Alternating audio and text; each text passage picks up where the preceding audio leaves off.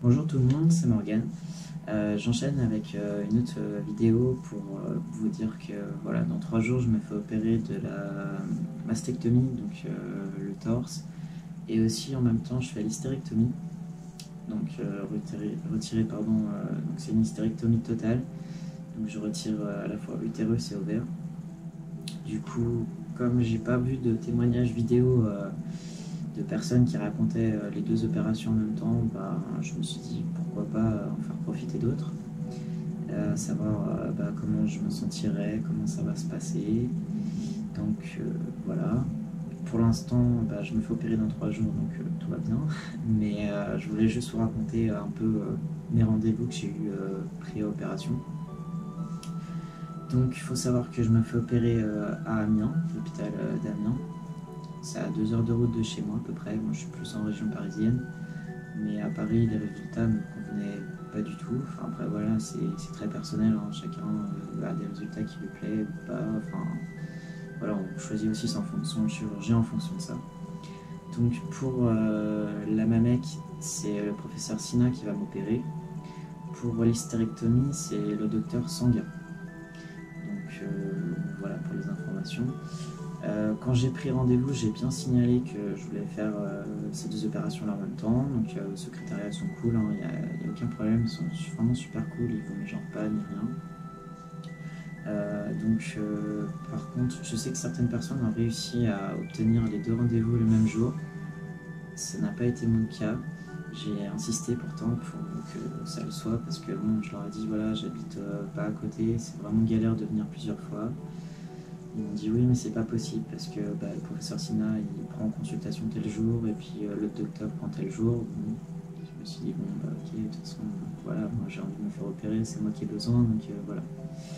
Donc j'ai pris rendez-vous le 13 juillet. On m'a donné, moi j'ai demandé un rendez-vous pour le mois de septembre, mais je pense qu'il y avait avant. Je passe en privé, donc je pense que les délais sont plus courts au niveau des rendez-vous en tout cas. Donc j'appréhendais vachement quand même. Le premier rendez-vous que j'ai eu, c'était avec le professeur Sina. J'appréhendais parce qu'il n'a pas une très bonne réputation sur les groupes trans, tout ça. Il a une réputation de grossophobe et un peu transphobe, donc j'appréhendais un peu, surtout que à l'époque j'avais 13 kilos de plus que ça. Donc je me suis dit, bon, de toute façon, voilà, c'est ses résultats à lui qui me plaisent, c'est lui que je veux. Il m'a dit bon allez on y va quoi. Et puis au final j'ai trouvé quelqu'un de super. Il m'a pas du tout, je l'ai pas trouvé du tout grossophobe. Et à aucun moment il m'a dit que j'étais gros ou quoi. Voilà, on m'avait dit qu'il était très qu'il fallait être binaire quoi, qu'il fallait pas du tout être un peu efféminé ni quoi ni rien. Au final voilà, il m'a rien dit spécial et au contraire j'ai trouvé quelqu'un de super cool. Franchement, il connaît vachement bien son travail, ça se voit. Ça peut déplaire à certaines personnes en fait, parce qu'il a un petit côté, on va dire, arrogant, mais dans le bon sens du terme, dans le sens où il connaît son travail et qui, voilà, il n'est pas du tout à se poser des questions, à tester devant. Enfin voilà, il dit que lui, il va faire au mieux. Et je l'ai choisi lui aussi en fait, parce qu'il est capable de s'adapter à la personne. Il fait pas le même torse à tout le monde, quoi. Il s'adapte vraiment au corps. Ouais, c'est un peu artistique en fait ce qu'il fait et j'aime bien en fait parce que je sais qu'avec lui j'aurai mon torse à moi et pas un torse standard quoi. Donc ça me rassure aussi de l'avoir lui et au final le rendez-vous s'est super bien passé. Il faut savoir aussi on sent qu'il est très très sûr de lui. Ça moi personnellement ça m'a plus rassuré que fait peur.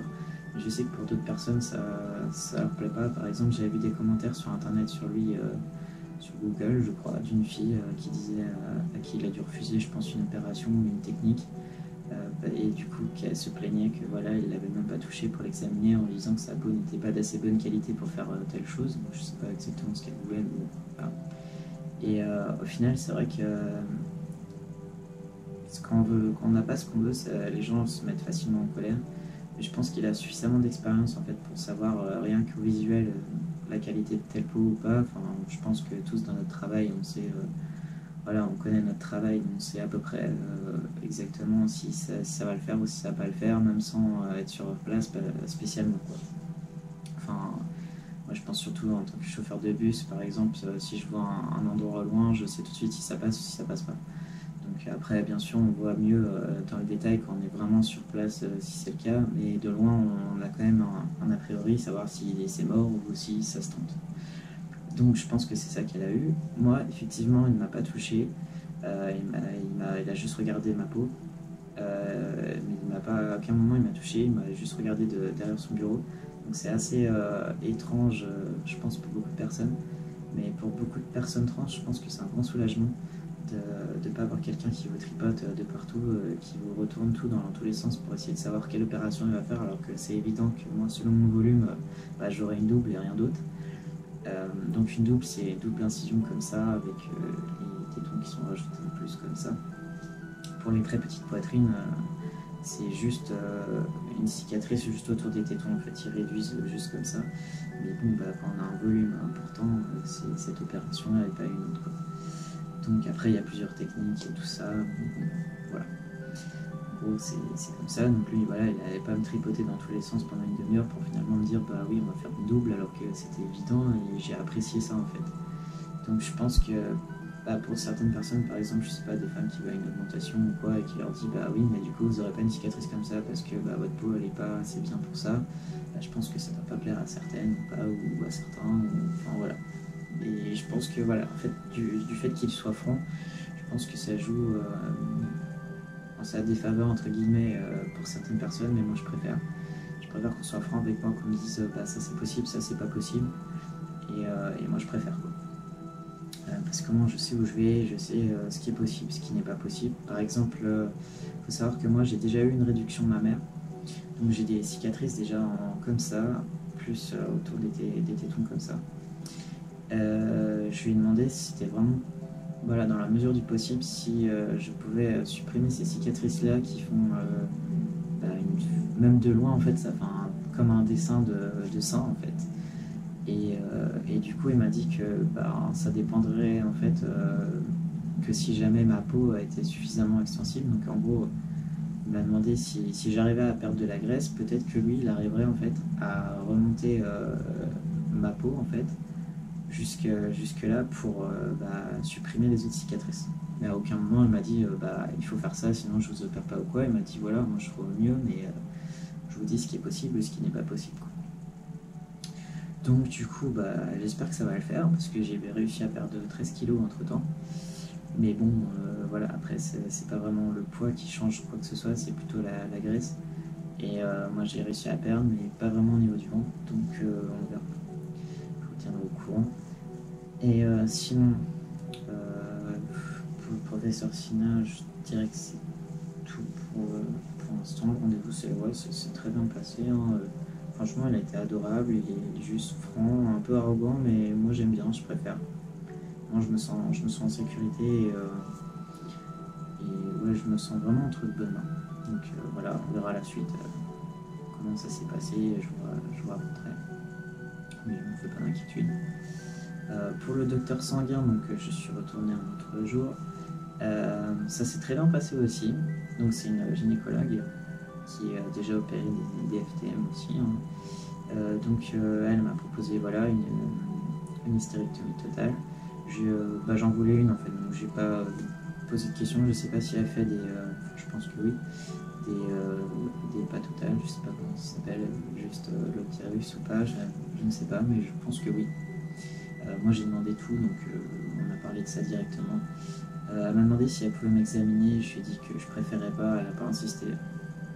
J'avais déjà en fait une échographie pelvienne, je crois que c'est comme ça que ça s'appelle, de l'intérieur, donc on voyait mon utérus, mes ovaires et tout ça, donc du coup elle me dit c'est cool, comme ça j'ai pas besoin de vous en prescrire une. Donc je pense que si vous refusez l'examen avec elle ou n'importe quel gynécologue, il faudra passer par une échographie. Donc l'échographie ça fait pas mal, hein. C'est juste assez désagréable on va dire quand on n'aime pas ça, puisque en fait c'est comme une échographie pour les femmes enceintes que dans les films on voit mettre le gel avec le truc sur le ventre tout ça. Mais si jamais elles n'arrivent pas à bien voir, dans la majorité des cas, on va dire, et ben, ils font passer un truc par l'intérieur, par les voies naturelles. Mais ça, on peut refuser cet examen-là. Donc voilà, c'est pas trop non plus stressant. Donc avec elle, ça s'est très bien passé. Elle m'a dit, bon bah voilà, elle m'a expliqué l'opération. J'ai toute une feuille qui explique en quoi ça consiste. Il y a un régime à suivre pour cette opération-là. C'est un régime sans résidus, donc c'est pas non plus la mort, mais il faut pas de produits laitiers, ce genre de trucs, pour qu'eux ils puissent bien voir, parce que en fait pour cette opération-là, ils vous font 3 ou 4 trous par-ci par-là, c'est des toutes petites cicatrices que vous avez après dans le ventre, et pour passer les instruments en fait. Et donc ils font leurs petites affaires, voilà, donc en fait vous n'avez pas de grosses cicatrices sur le ventre. Mais pour ça en fait ils gonflent votre ventre avec du gaz pour pouvoir voir et avoir la place de faire leur petit truc. Et après ils enlèvent tout, donc ils passent ça par les voies naturelles et ils font une cicatrice en fait en haut du vagin. Donc elle m'a expliqué tout ça. Et puis donc après elle m'a dit que je serais plutôt bien, mais bon, normalement le mieux quand même c'est de rester voilà, on n'a pas le droit de porter de choses lourdes, enfin plus lourdes qu'une bouteille d'eau en gros pendant voilà, une semaine, 15 jours. Le mieux c'est de rester allongé, parce que ce qui peut nous arriver de mieux c'est rien du tout, puisque c'est une cicatrice qui est quand même à l'intérieur de soi. Il peut y avoir des complications, on ne sait pas, il faut vraiment qu'il nous arrive le moins de choses possible en fait. Donc moi je compte faire rester allongé dans mon lit pendant bien 10 jours pour qu'il m'arrive rien. Et puis voilà, donc ça va, j'aurai quelqu'un pour s'occuper de moi, ça va le faire. Mais bon, comme je pourrais ni bouger mes abdos suite à l'opération de l'hystérectomie, ni trop m'appuyer sur mes bras à cause de mon opération de la mamec, ça risque quand même d'être compliqué. Et c'est pour ça que je voulais faire aussi un témoignage par rapport à ça. Donc voilà pour les rendez-vous. Ensuite, il faut savoir que vous avez un autre rendez-vous à avoir aussi, c'est le rendez-vous anesthésique. Donc j'ai demandé à avoir comment dire, si je pouvais le faire près de chez moi, parce que les rendez-vous anesthésiques que j'ai eu dans ma vie, je pouvais les faire en gros avec n'importe qui. J'ai jamais eu le même anesthésiste au bloc. Et au final, là, on m'a refusé, on m'a dit non, il faut absolument que ce soit cette dame-là qui sera avec vous au bloc et tout ça. Je dis bon, d'accord, mais bon, enfin voilà. Ils ont déplacé mon rendez-vous en plus, c'est là que j'ai demandé aussi, mais je peux pas avoir un autre rendez-vous avec en gros n'importe qui, puisque bon, ça me fait quand même 2 heures de route, 4 heures aller-retour, juste pour un petit rendez-vous d'un quart d'heure. Mais bon, j'ai pas réussi, elle m'a dit non, c'est comme ça, c'est comme ça. J'y suis allé, voilà. Donc c'était le rendez-vous anesthésie le plus complet que j'ai passé. Ils m'ont fait un électrocardiogramme, ils m'ont fait une prise de sang. J'ai jamais eu ça les autres fois où je me suis fait anesthésier. Mais bon, voilà, bon, sans sécurité, c'est bien. Mais ça s'est très bien passé aussi, voilà, c'est rapide. De toute façon, quand vous faites vos autres rendez-vous, ils vous donnent un petit questionnaire, donc vous le remplissez chez vous, vous l'apportez pour votre rendez-vous, et puis ça, voilà, elle le relie un peu avec vous. Et puis voilà, après, si on n'a pas d'antécédents médicaux, voilà, c'est un peu une routine, quoi. C'est vraiment, je vous dis, c'est un petit rendez-vous de quoi, 10 minutes, un quart d'heure. Vous rajoutez 10 minutes pour les autres examens et puis c'est plié, quoi. Donc voilà. Qu'est-ce que je peux rajouter? Je me fais donc opérer à l'hôpital d'Amiens, je crois que j'ai déjà dit. Franchement, j'y suis allé 3 fois pour mes rendez-vous. J'ai trouvé l'hôpital franchement super propre, très neuf. Je sais pas de quand il date, mais franchement, on se sent vachement bien là-dedans. Ouais, je me suis senti vraiment bien entouré. À aucun moment on m'a mégenré sur quoi que ce soit, peu importe les services où j'étais. Je me suis même retrouvé à téléphoner au service gynécologique avec ma voix de mec en leur disant que voilà, je me faisais opérer telle date d'une hystérectomie. La meuf au standard, ça lui a posé aucun problème. Donc, alors que franchement, rien que pour aller retirer des trucs à la pharmacie, la fille me fait. Par exemple, j'ai été retirer mes pas de contention à la pharmacie. La fille en face de moi elle me dit oui, mais c'est pas pour vous. Alors je dis bah ça, dans ma tête je m'étais dit vas-y t'as la carte vitale, t'as l'ordonnance, t'as juste à me filer le truc, c'est bon quoi.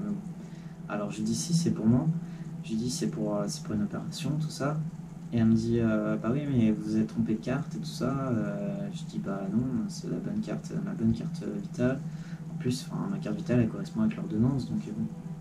Et elle me dit bah oui mais c'est pour Morgane, parce que je change pas de prénom, je change juste d'orthographe. Donc je dis oui c'est pour Morgane, c'est pour moi. Et alors, je finis par le dire, je suis une personne transgenre. Bon, voilà, j'ai pas à raconter ma vie dans la pharmacie non plus, quoi. Et ah oui, d'accord, mais vous êtes trompé de carte. Donc elle insiste. Alors je lui dis non, je me suis pas trompé de carte. Puis je lui dis de toute façon, ça correspond avec mon ordonnance. Donc je vois pas un gros pourquoi vous faites chier, quoi. Et elle finit par regarder, elle me dit bah oui, c'est vrai que c'est marqué monsieur. C'est vrai que bon, ils font des lettres super cool, ils mettent. Enfin, moi par exemple, mon prénom, je le change pas, j'enlève juste le E à la fin. Ils m'ont mis le E entre parenthèses, il est quand même présent sur mon ordonnance, mais bon voilà. Ils sont quand même cool quoi. Alors la pharmacie, ils sont complètement... Donc voilà, prochaine vidéo pour, je pense, je filmerai un petit peu dans la chambre pour vous montrer comment c'est dans les chambres, vous raconter comment s'est passée mon opération, si je suis pas trop dans le gaz ou tout ça, je pense que je ferai un petit montage pour témoigner de tout ça, puisque je pense que c'est assez rare des témoignages vidéo, je parle, qui témoignent des deux opérations en même temps, donc je pense que ça peut être intéressant. A bientôt.